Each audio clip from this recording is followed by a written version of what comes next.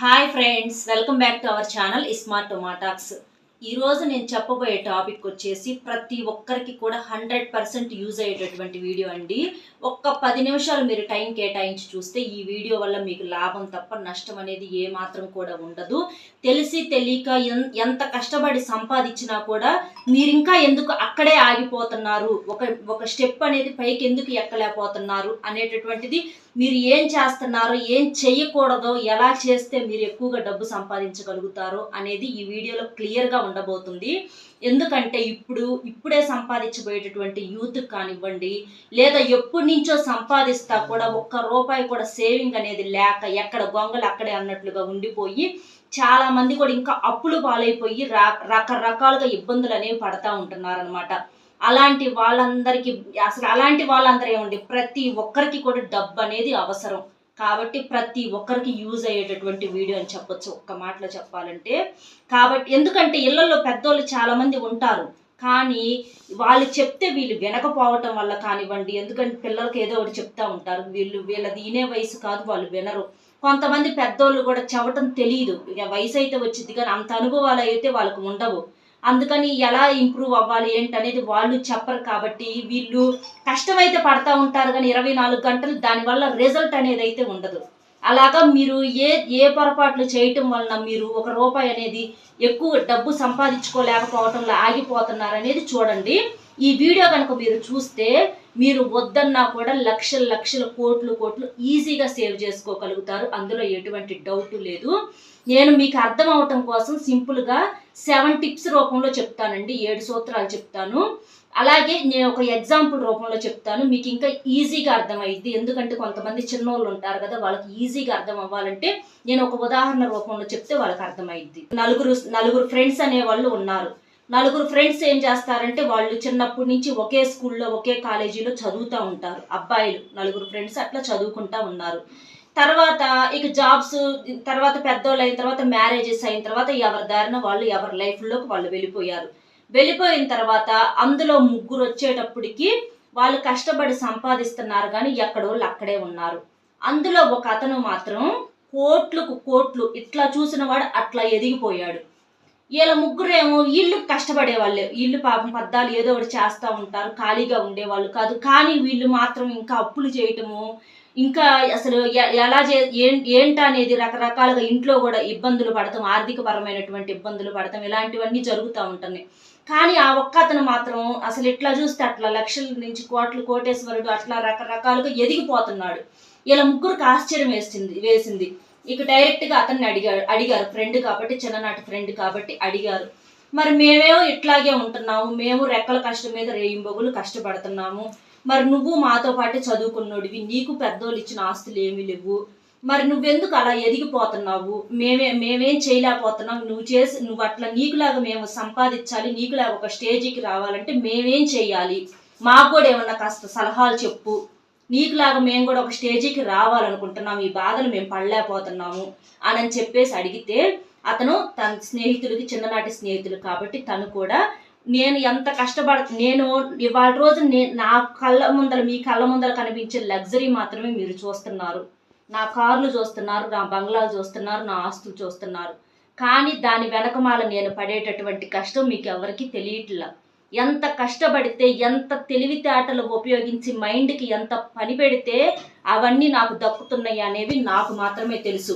మీరు చిన్ననాటి స్నేహితులు కాబట్టి ఎలా చేస్తే నేను ఆ స్థాయికి ఎదుగుతున్నాను అనేది నేను మీకు 7 టిప్స్ రూపంలో చెప్తానని చెప్పేసి ఆ కోటేశ్వరుడు ఆ స్నేహితులకు చెప్పడం జరిగింది. 7 రోజులు మీరు మా ఇంటికి రండి, ఒక్కొక్క రోజు ఒక్కొక్క సూత్రం మీకు చెప్తాను అనేసి అతను చెప్తాడనమాట. చెప్పిన తర్వాత సరే అని చెప్పేసి ఆ ముగ్గురు స్నేహితులు ఫస్ట్ రోజు తన దగ్గరికి వెళ్తారు. అతను ఫస్ట్ టిప్గా ఏం చెప్తాడంటే, నెంబర్ 1, అప్పులు అనేది చేయొద్దు.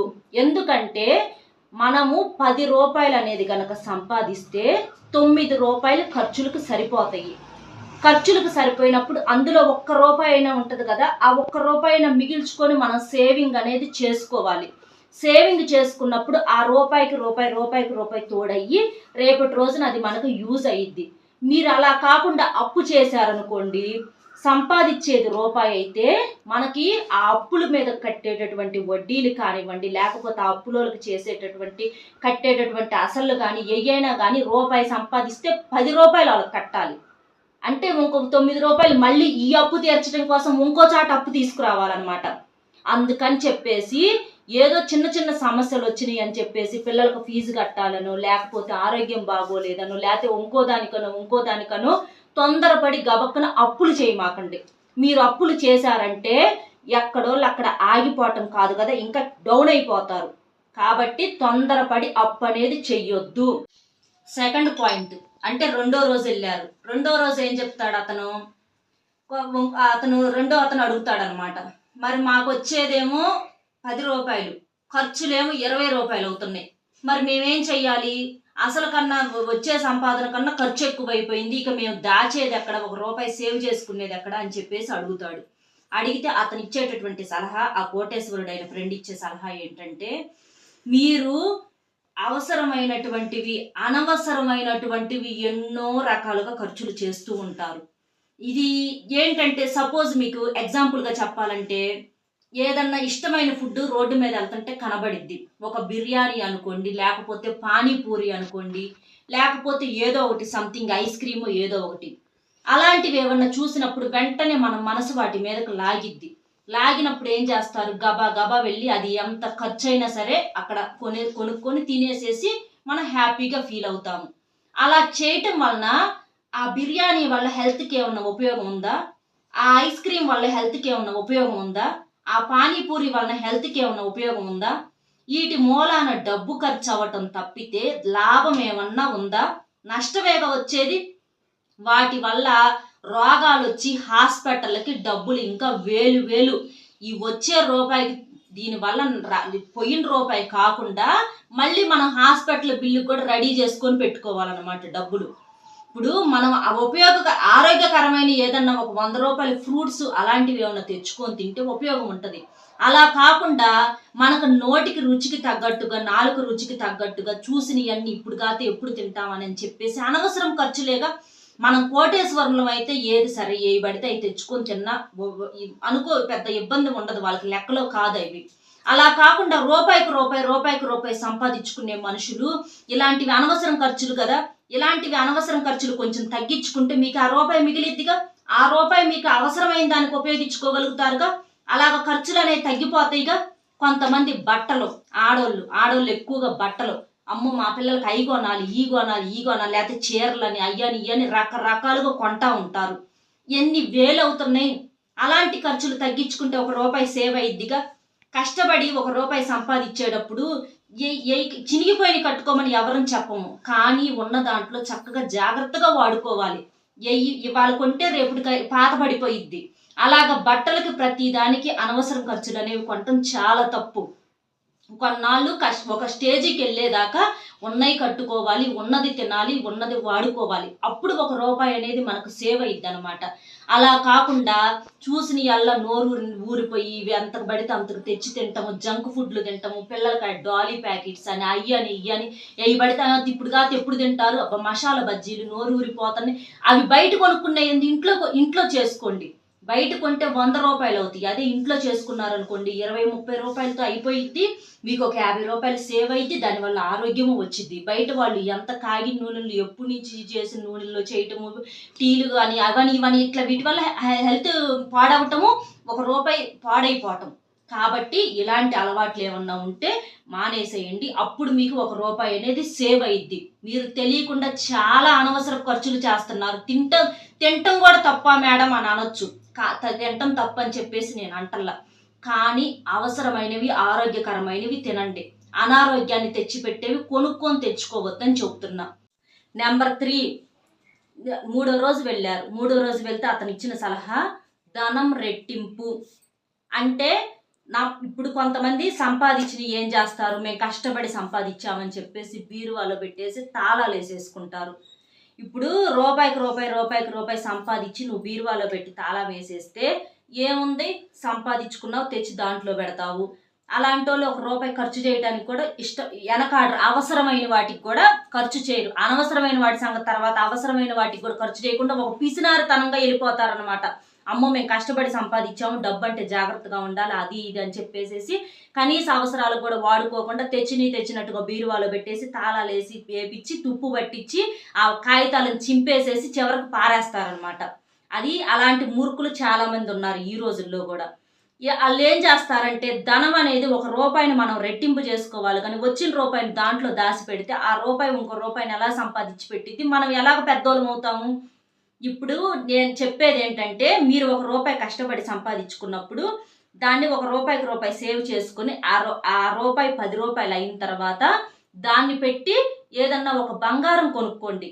తక్కువ బంగారం గోల్డ్ రేట్లు తగ్గిపోతూ ఉంటాయి కదా, అలా బంగారం రేటు తగ్గినప్పుడు మీరు బంగారం చేపించుకున్నప్పుడు ఈ బంగారం అనేది ఇంక నిదానంగా సంవత్సరాల మీద పడే కొద్దికి సడన్గా రేట్లు పెరుగుతూ ఉంటాయి.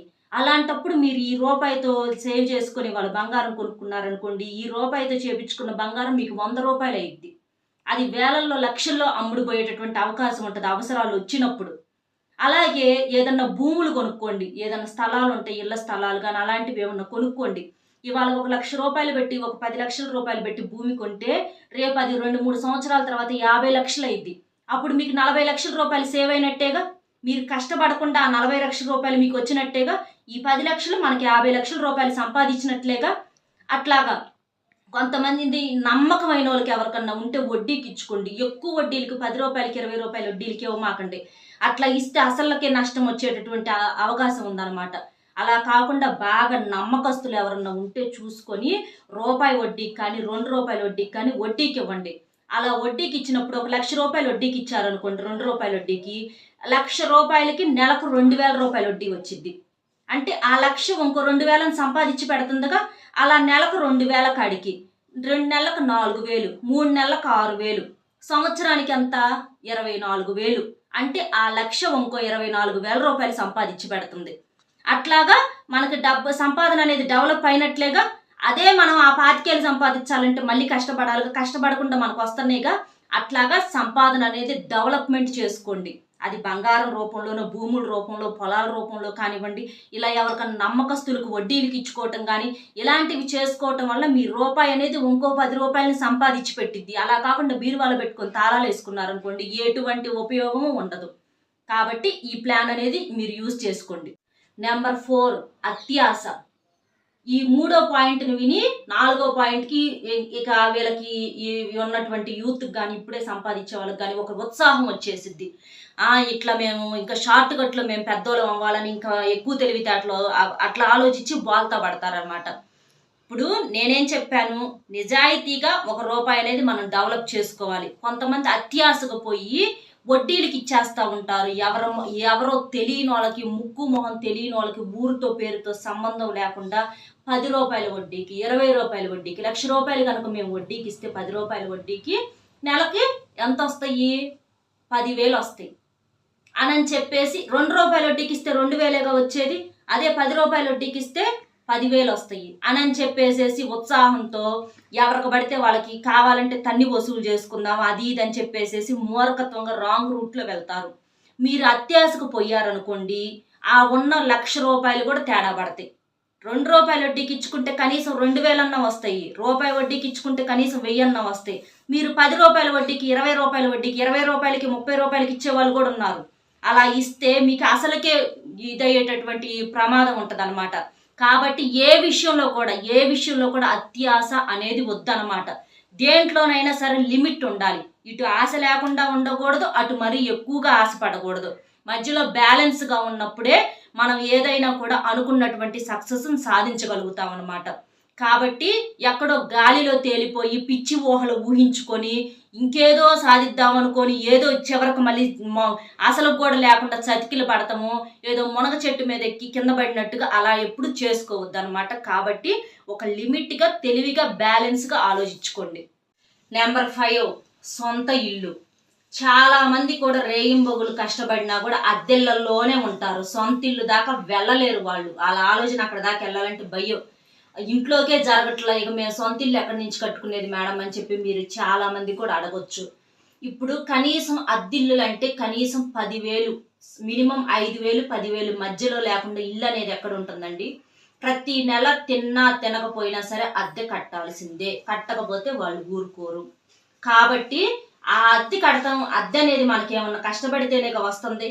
ఆ 5,000 10,000 ఆ 10,000 తీసుకెళ్ళి అద్దె ఆ ఓనర్ కట్టి వాడిని పెద్దోడిని చేసే కన్నా ఆ 10,000 మీరు ఎక్కడన్నా బ్యాంకీలో లోన్ పెట్టుకొని తీసుకొచ్చుకొని ఆ 10,000 మీరు బ్యాంక్కి కట్టుకున్నారనుకోండి, మీకు ఇల్లు అమిరిపోయినట్లేగా. ఇప్పుడు ఇల్లు మీకు అమిరినట్లు ఉంటది. అటు ఆ 10,000 ఆ ఓనర్కి ఎవడో ఇంటికి మీరు కట్టేటప్పుడు కట్టే బదులు మీ ఇంటికి మీరు కట్టుకోండి. మీ ఇంటికి మీరు కట్టుకుంటే నాకు ఇల్లు ఉంది అనేటటువంటి ఒక తృప్తి ఉంటది. నేను నా కష్టం నేను కష్టపడి జీవితంలో ఒకటి సాధించాను, పలానోడు ఇల్లు కొనుక్కున్నాడు, ఇల్లు కట్టుకున్నాడు అనే ఒక పేరు ఉంటది. సమాజంలో గౌరవం అనేది ఉంటది. ఎందుకంటే తిన్నా తినకపోయినా మనకు ఒక నీడ అనేది ఉండాలి. కాబట్టి ఎవరికో కట్టి ఎవరికో చేసే బదులు లోన్ తెచ్చి తీసుకొచ్చుకొని మరి ఎక్కువగా ఇల్లు అంటే మరి కొంతమంది మరి మితిమించి స్తోమతకు మించి కట్టుకుంటారు. మరి లక్షల కోట్లు పెట్టి కట్టుకుంటారు. అలా వద్దు, మనకు నేడుంటే చాలు. ఏదైనా మనం కాళ్ళు మంచం పొడవును బట్టి మనం కాళ్ళు జాపుకోవాలి, మనకు ఉన్నదాన్ని బట్టి మనం చేసుకోవాలి. కోటేశ్వరుడు ఎన్నో కళలు పెట్టుకోవచ్చు, ఇంట్లో రకరకాలుగా ఆర్భాటాలు పెట్టుకోవచ్చు, వాడికి ఉన్నాయి కాబట్టి వాడు పెట్టుకున్నాడు. అలా పులిని చూసి నక్క వాత పెట్టుకున్నట్టు అలా మనం చేయకూడదు. మన సంపాదనను బట్టి మనం ఆలోచించుకొని మన స్తోమతకు తగ్గట్టుగా మనం ముగించుకోవాలి. అలా ముగించుకున్నప్పుడు మనకి ఇల్లు అనేది జీవితాంతం ఉంటది. లేదా రకరకాల రంగులు ఆర్భాటాలు చేశారనుకోండి, మధ్యలోనే మళ్ళీ కట్టిన సంవత్సరం 2వ సంవత్సరంలోపే మళ్ళీ అమ్ముకోవాల్సి వచ్చింది బేరం పెట్టుకొని. కాబట్టి అలా ఎప్పుడు చేయొద్దు. మీకు ఉన్నంతలో ఆ అద్దెలకు కట్టేదేదో అది చూసుకొని దానికి బ్యాలెన్స్గా మీరు ఇల్లు కట్టుకోండి. అప్పుడు మీకు ఇంటికి ఇల్లు ఉంటుంది, మీకు అప్పులు బాధ లేకుండా అనేది కూడా ఉంటుంది. కాబట్టి అలాగ సింపుల్గా చేసుకోండి. దాన్ని బట్టి మీకు ఒక ప్రాపర్టీ అనేది ఉంటుంది. ఇవాళ ఒక 50 లక్షల రూపాయలు ఇల్లు కట్టుకున్నారనుకోండి, రేపు నిదానంగా అది 1 కోటి రూపాయలు అయింది అనమాట. కాబట్టి దాన్ని బట్టి మనకి సంపాదన అనేది సేవ్ అయ్యిద్ది, డెవలప్ అయ్యిద్ది. నెంబర్ 6, చాలా మంది మాకు అసలు బయట రూపాయి వడ్డీకి ఇవ్వటం కూడా మాకు నమ్మకం లేదు మేడం, మేము అట్లా అసలు మేము ఇవ్వము, ఎందుకంటే కొంతమందిని చూస్తున్నాము కాబట్టి మేము అలా చేయలేము అని అనుకున్న వాళ్ళు, మీరు సంపాదన ఎలా డెవలప్ చేసుకోవాలంటే ఎల్ఐసీలు ఉంటాయి కదా, ఎల్ఐసీలు కట్టుకోండి. ఎల్ఐసీలు కట్టుకోవటం వల్ల మీ పిల్లలు చిన్న పిల్లలప్పటి నుంచే మీరు సంవత్సరానికి 1 లక్ష రూపాయలు అలా సేవ్, సంవత్సరం మీద 1 లక్ష రూపాయలు అంటే పెద్ద కష్టమైన విషయం ఏం కాదు. అలా సంవత్సరానికి 1 లక్ష రూపాయలు కనుక మీరు సేవ్ చేసుకుంటే దానికి 20 ఏళ్ళు 25 ఏళ్ళు కట్టాలని టైం ఉంటుంది. ఆ టైంని బట్టి మీరు కట్టుకున్నారనుకోండి, మీరు 20 సంవత్సరాల్లో 20 లక్షలు కట్టారనుకోండి, మీకు అవి ఒక 50 లక్షల రూపాయలు వచ్చే అవకాశం ఉంటుంది. అంటే ఇంకో 30 లక్షలు యాడ్ అవుతున్నాయి అక్కడ. అలాగా మీరు సంపాదన అనేది డెవలప్ చేసుకోవచ్చు అనమాట. బయట మనకు నమ్మకం లేదు కాబట్టి ఇలాగ మనకి గవర్నమెంట్ రూపంలో కూడా ఇట్లా డెవలప్ చేసుకోవచ్చు. ఎల్ఐసి రూపంలో మనకి కోట్లు వస్తాయి అనమాట మనం సేవ్ చేసేదాన్ని బట్టి. అలాగే బ్యాంకీలో కూడా కొంతమంది ఒక ఏజ్ వచ్చిన తర్వాత ముసలోళ్ళం అయిపోతాం ఎవరమైనా సరే, ఒకళ్ళ మీద మనం ఆధారపడాల్సి వచ్చింది. ఎవరైనా తెచ్చి పెడితేనే తినే పరిస్థితి. తెచ్చి పెట్టాలంటే ఊరకు తెచ్చి పెట్టరు కదా, డబ్బు ఇస్తేనే తెచ్చి పెడతారు. అలాగే మందుల మీద ఆధారపడాల్సినటువంటి పరిస్థితి వచ్చింది. ఎందుకంటే ఏదో ఒక హెల్త్ ప్రాబ్లమ్స్ వస్తాయి కాబట్టి మందులు మింగాల్సిందే. మరి మందులు అంటే 10,000 లేకుండా మందులు ఉండవు నెలకు వచ్చేటప్పటికి. అలా కావాలంటే మనకు డబ్బు అనేది ఉండాలి. ఆ డబ్బు అనేది ఉండాలి అంటే మనం కష్టపడి వయసులో ఉన్నప్పుడు సేవ్ చేసుకుంటా ఉంటే మనకి ఒక స్టేజీ వచ్చిన తర్వాత, ఒక వృద్ధాప్యం వచ్చిన తర్వాత ఆ రూపాయి మనల్ని బ్రతికించింది అనమాట. కాబట్టి నేను ఫస్ట్ నుంచి కూడా సేవింగ్ అనేది ముఖ్యం అనేది నేను అందుకే చెప్తున్నాను అనమాట. లేచి నేల ఉంటుంది, లేవ నేల ఉంటుంది, రకరకాల సమస్యలు వచ్చి పడతాయి, అర్ధాంతరంగా రకరకాల ఖర్చులు వచ్చి పడతాయి. ఇలాంటి వాటి నుంచి మనం బయటపడాలంటే మనము ఏముందలే అని అనుకున్న 1 రూపాయి దాచిన రూపాయి మనకు రేపు మనల్ని ఆదుకునిద్ది, మనల్ని ఆ కష్టం నుంచి బయటపడేసిద్ది. కాబట్టి మీరు బ్యాంకీలో కూడా కొంత అమౌంట్ సేవ్ అయింది అనుకోండి, వయసులో ఉన్నప్పుడు ఒక 50 లక్షలు దాచుకున్నారు, బయట ఎవరికన్నా ఇస్తే మీ దగ్గర అడిగే దమ్ము లేదు. ఎందుకంటే వయసు అయిపోయింది, పెద్దోళ్ళం అయిపోయిన తర్వాత మనం ఎవరి మీద ఫైట్ చేయలేము. కాబట్టి ఒక 50 లక్షలు ఉన్నాయి అనుకోండి, పిల్లలను కూడా మనం అడగాల్సిన పని లేదు, వాళ్ళ లైఫ్లు వాళ్ళకు ఉంటాయి. అలా ఎవరిని మనం ఇబ్బంది పెట్టకుండా ఆ 50 లక్షలు ఉన్నాయి అనుకోండి, బ్యాంకులో వేసుకోండి. 50 లక్షల రూపాయలు కనీసం 50 పైసలు వడ్డీ కాడికి వేసుకున్నా కూడా మనకు వచ్చేటప్పటికి నెలకు వచ్చేటప్పటికి ఎంత 25,000 30,000 దాకా వస్తూ ఉంటాయి. అలాంటివి చేసుకుంటే మనకు అసలు ఉంటుంది. ఆ వడ్డీ మీద మనకి ఖర్చులన్నీ, మందుల ఖర్చులు కానీ తిండి ఖర్చులు కానీ మొత్తం వెళ్ళిపోతాయి అన్నమాట. కాబట్టి మీరు ఇలా చేసుకుంటే మీకు యూజ్ అయ్యిద్ది అనమాట. అలాగే కొంతమంది ఇళ్ళ దగ్గర చీటీలు వేయించుకోవటం, ఆడవాళ్ళకు నమ్మకంగా ఎవరన్నా కాస్త ఇల్లు వాకిళ్ళు ఉన్నోళ్ళని, మగోళ్ళు ఉన్నోళ్ళని వాళ్ళ సంపాదన బట్టి చూసుకొని సీటీలు అలాంటివి వేయించుకుంటే దాని మూలాన మనకి వడ్డీ అనేది లేకుండా మనకు అసలు అనేది ఉంటదన్నమాట. దాన్ని బట్టి మనం ఖర్చులు ఏదో ఒక రూపంలో ప్రాపర్టీస్ అనేవి తీసుకోవటం అలాంటివి చేసుకోవచ్చు అనమాట. నమ్మకంగా ఉండే వాళ్ళని చేసుకోండి, ఎవరిని పడితే వాళ్ళని కాదు. కాబట్టి ఇలాంటి వాటి వల్ల మనకు భయం లేకుండా ఒక రూపాయిని మనం డెవలప్ చేసుకోవచ్చు. Number 7 talent. చాలా మంది కూడా యూత్ ఏం చేస్తున్నారంటే, అలాగే యూత్ అనే ప్రత్యేకంగా యూత్నే చెప్పుకోవాలి. ఎందుకంటే టాలెంట్ అనేది వాళ్ళ దగ్గర ఎంతో ఉంటుంది. ఆ టాలెంట్ని అంతటిని వేస్ట్ చేసుకుంటున్నారు. చదువుకుంటేనే టాలెంట్ ఉంది అనుకుంటే అది మూర్ఖత్వం. చదువు లేని వాళ్ళు కూడా ఎంతమందో కోటేశ్వర్లు అయిన వాళ్ళు ఉన్నారు. చదువుకున్నోళ్ళు కనీసం తిండికి లేని వాళ్ళు కూడా ఎంతమందో ఉన్నారు. సర్టిఫికేట్లు మంచి మంచి సర్టిఫికేట్లు ఫస్ట్ క్లాసులు వచ్చి తిండికి కూడా జరగని వాళ్ళు ఎంతమందో ఉన్నారు. అది టాలెంట్. కాబట్టి మాకేదో చదువు రాలేదు, మేము ఇంకా దేనికి పనికి రామని అని ఎవ్వరు కూడా అనుకోవద్దు. మీలో తెలియని టాలెంట్, మీకు తెలిసి మీరు చేయగలిగేటటువంటి టాలెంట్ మీలో ఒకటి ఉంటుంది. ఆ టాలెంట్ మీద కనుక మీరు దృష్టి పెట్టి కష్టపడితే మీకు డబ్బులు సంపాదించడం అనేది ఈజీ అనమాట. మేమేం చేస్తాంలే, మాకెందుకులే, లేకపోతే ఇంకా టైం ఉందని చెప్పేసి ఇట్లాగా మీరు మెదలకుండా కూర్చొని ఏమన్నా చేస్తే దానివల్ల ఎటువంటి నష్టం వచ్చిద్దో, పని చేయాలంటేనే భయం, అసలు ఏలు పెట్టాలంటేనే భయం, దానివల్ల ఏమి నష్టం జరిగిద్దో, ఏం బాధలు పడాల్సి వచ్చిద్దో, ఎందుకు అసలు చేయకుండా ఉంటే ఏ గోళ ఉండదు అని అనుకోవటం చాలా తప్పు. మీరు ఒకసారి దెబ్బతిన్నారనుకోండి, మీకు అనుభవం వచ్చిద్ది, రెండోసారి అలాంటి తప్పు జరగకుండా చూసుకుంటారు. మీకే సీనియారిటీ వచ్చిద్ది, ఒకళ్ళు చెప్పాల్సినటువంటి పని లేదు. మీ టాలెంట్ మీద మీరు దృష్టి పెట్టండి, కష్టపడండి. కష్టపడితే మీకు అనుభవాలు అనేవి పాఠాలు నేర్పుతాయి. అనుభవాలు అనేవి స్టెప్ బై స్టెప్ పైకి ఎక్కేటట్లుగా వాటిని మనం మెట్లుగా మార్చుకొని పైకి ఎదగాలి. కానీ మేము పడిపోతాము, మేమేం చెయ్యలేము అనేటటువంటి ఆ ఫీలింగ్ అనేది మీలో ఉంటే మీరు జీవితంలో ఏమీ సాధించలేరు. అలా ఎప్పుడైనా సరే మనల్ని మనం ఎప్పుడు కూడా నిరుత్సాహపరుచుకోకూడదు. మనలో ఉన్నటువంటి టాలెంట్ని, మనకు చేతనైనటువంటి పనిని వాళ్ళ కింద వీళ్ళ కింద చేసి ఎవరో పెద్దోళ్ళని చేయొద్దు. మనకి చేతనైన పని, చిన్న చిన్న బిజినెస్లు ఏమైనా చేసుకోండి, చిన్న హోటల్స్ పెట్టుకోండి, చిన్నది ఏమన్నా మీకు మొబైల్స్ గురించి ఏమైనా తెలిస్తే మొబైల్ షాప్ పెట్టుకోండి. అలాగ మీకు డబ్బులకి ఏమన్నా ఎవరు ఇచ్చేవాళ్ళు లేకపోతే లోన్ తీసుకోండి. ఆ కష్టపడి వచ్చినటువంటి అమౌంట్తో లోన్ కట్టుకోండి. మీకు బిజినెస్ సొంతంగా ఓన్గా అనేది ఉంటుంది. మీకు ₹1 సంపాదన ఉంటుంది, అటు అప్పు లేకుండా చక్కగా హ్యాపీగా తీరిపోయిద్ది. మీరు కష్టపడతాం అనేది నేర్చుకోవాలన్నమాట. అలా ఖాళీగా కూర్చుంటే రోజులు గడిచిపోతాయి. వయసు మీద పడిన తర్వాత, ఒక వయసు వచ్చిన తర్వాత వెనక్కి తిరిగి చూసుకుంటే నలుగురు చేత 4 రకాలుగా మాటలు పడి మానసికంగా నరకం అనుభవించి చిత్రవద అనుభవించాల్సి వచ్చింది. మనిషిగా ఎవ్వరికి విలువ లేదు. ఒక మనిషికి విలువ ఉండాలంటే వెనకమాల పనిని బట్టే విలువ. పని పాట లేని వాడికి విలువ ఇవ్వమంటే ఎవ్వరు విలువెవ్వరు. మనం ఏదన్నా సాధించి చూపించి కింద పడినా సరే కష్టపడ్డాడు అనేటటువంటి గౌరవం ఉంటుంది అన్నమాట. కాబట్టి ఖాళీగా ఎవ్వరూ తిరగొద్దు. మీకు చేతనైన పని మీద దృష్టి పెట్టండి. చూశారు కదా ఫ్రెండ్స్, ఆ కోటేశ్వరుడు వాళ్ళకి చెప్పినటువంటి 7 సూత్రాలు ఇవి. ఈ 7 సూత్రాలు కనుక మీరు కూడా పాటించినట్లయితే కోట్లు సంపాదించడం అనేది కష్టం ఏమీ కాదు. ఈ రోజుల్లో మీరు చక్కగా కష్టపడండి, తెలివితేటలు ఉపయోగించుకోండి. శరీర కష్టంతో పాటు మైండ్కి పదును పెట్టి షార్ట్ కట్లో 7 సూత్రాలతో ఎదగండి. ఆ ఇంకో రూపాయి సంపాదించేటట్లుగా 7 టిప్స్ యూజ్ చేసుకోండి. ఇలా చేయటం వలన మీరు తొందరగా ఈజీగా మీరు అనుకున్నటువంటి గోల్ని రీచ్ అవ్వగలుగుతారు.